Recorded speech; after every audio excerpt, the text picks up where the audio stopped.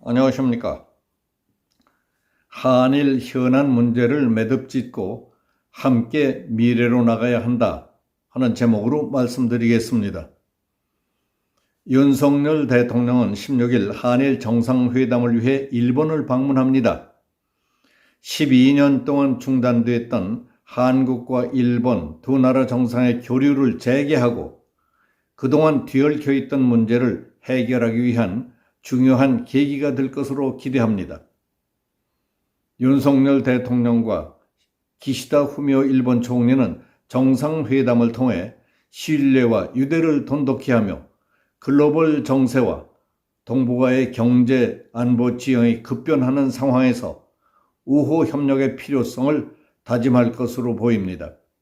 윤석열 대통령은 교착 상태에 빠진 한일 관계를 정상화시키고 미래를 향한 대승적 결단으로 일본 기업 대신 우리 정부 산하 재단이 조성한 기금으로 피해자들에게 배상하는 제3자 변제 방식으로 하겠다고 밝혔습니다.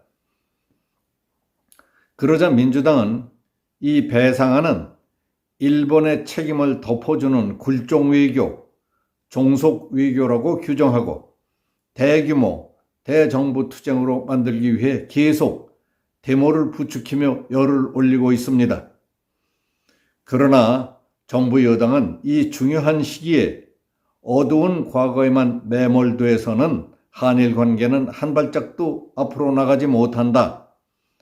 정치적 부담을 안고라도 한일 관계는 국익을 위해 반드시 타결해야 할 중요하고 시급한 문제라고 주장하고 있습니다.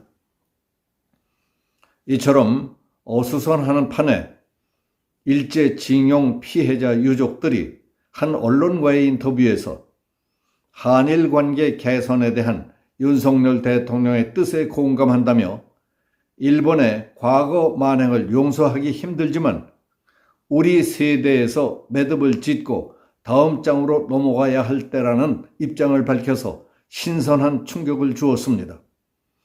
피해자 유족 입장에서 공개적으로 이 문제에 대해 찬성 목소리를 낸 것은 정부의 발표 이후 처음입니다. 인터뷰에는 미쓰비시 중공업 히로시마 강제징용 피해자인 고 정상화 씨의 아들 65살 정사형 씨 등 유족 3명이 참가했습니다. 그 유족들은 한국과 일본은 서로 도망갈 수 없는 이웃 국가이자 입술 없으면 이가 시리다는 식으로 순망치한 같은 관계다. 이제 한국과 일본 국민들이 과거는 뒤로 하고 서로 화합했으면 좋겠다. 한국이 세계 10위권의 경제대국이 된 지금 중요한 것은 일본을 극복하는 그 길이지 일본이라면 무조건 반대하는 반일은 아니라고 강조했습니다. 다만 기시다 총리가 한일 정상회담에서 징용 피해자들을 위로하고 어루만져 줄 수 있는 따뜻한 말 한마디라도 해주었으면 좋겠다고 말했습니다.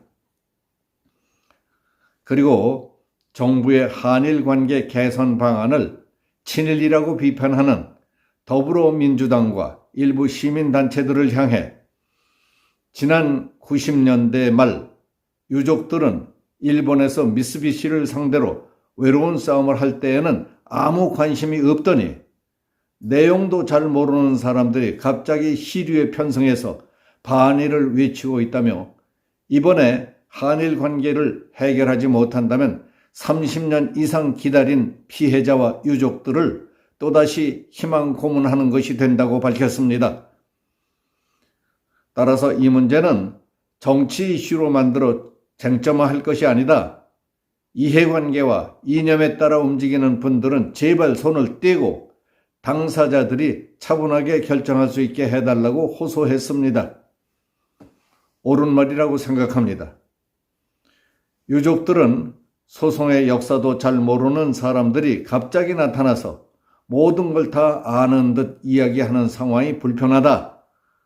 지금 반일 집회에서 마이크를 잡고 있는 정치인들 중에 그때 도와준 사람이 있느냐?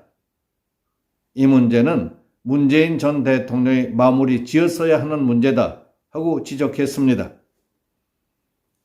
나는 보수도 아니고 이념도 없지만은 문재인이 재임하는 기간 동안 징용 배상과 관련해 말 한마디 안 한 것이 아쉽다. 조국 전 장관이 죽창가를 불렀을 때 분노했었다. 그래서 한국과 일본이 서로 경제적 손해만 봤을 뿐이지 노재팬 운동으로 해결된 문제가 하나라도 있었느냐고 반문했습니다. 일제 피해자 유가족인 정사형 씨의 말에 조금이라도 감정적, 정치적 색채가 보이지 않는 것이 놀랍습니다. 오랜 세월이 흘렀지만 유가족으로서 이처럼 과거와 현실을 냉정히 보고 미래를 내다보는 형안과 지혜가 느껴지지 않습니까?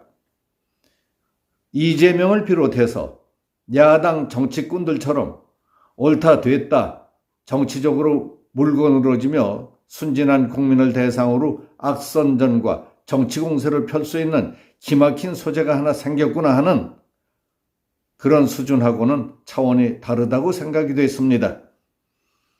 이 기사를 읽으며 후한서 곽태전에 나오는 맹민의 이야기가 떠올랐습니다. 맹민이라는 사람은 어느 날 시루를 지고 가다가 땅에 떨어뜨리는 바람에 박살이 났습니다. 그래도 돌아보지도 않고 가는 것을 보고 뒤에서 가던 대학자 곽태가 물었습니다. 시루가 떨어져 깨졌는데 왜 돌아보지도 않고 가느냐 하니까 그는 시루가 이미 깨졌는데 돌아본다고 무슨 도움이 되겠느냐고 반문했습니다. 그의 비범함을 알아본 곽태는 학문에 힘쓰도록 권유해 후일 그에게 큰 벼슬자리를 천거했다는 고사가 있습니다. 과거에서 교훈은 얻을 수 있어도 과거에 집착하고 과거에 얽매여서 해결할 수 있는 일은 아무것도 없습니다. 과거는 지나간 일로 접어놓고 오늘을 열심히 살리는 교훈은 파정불고 깨질 파 시루정 아닐 불 돌아볼 고 깨진 시루를 자꾸 들여다보고 아까워한들 무슨 득이 있겠느냐 하는 파정불고의 지혜를 실감 있게 전해주는 기사였다고 생각합니다. 여기서 마치겠습니다. 감사합니다.